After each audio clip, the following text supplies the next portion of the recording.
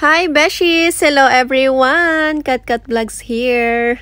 For today's video ay samahan nyo kami kumain sa Egyptian restaurant. Located nga ito syempre sa may Al Nasser Pieces Seafood Restaurant. Isa sa pinakapaborito naming Arabic restaurant, Beshies. After nga namin kumain ng dinner, mga Beshies, ay dumaan kami dito sa may Nafisa Sweets.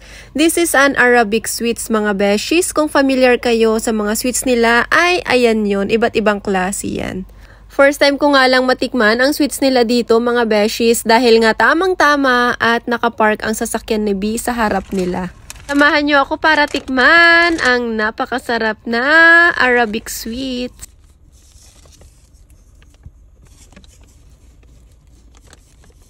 Let's try the basbousa with cream Arabic sweets.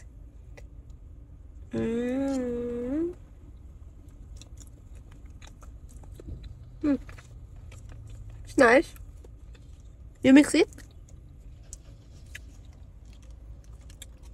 It has coconut. It has coconut and cream. It's really nice. And it has also semolina. Hindi ko alam kung ano ibig sabihin nun or ano yun, mga besh. Basta semolina daw.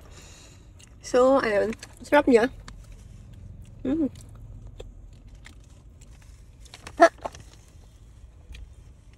Sarap. That's all for today. Thanks for watching. Follow for more.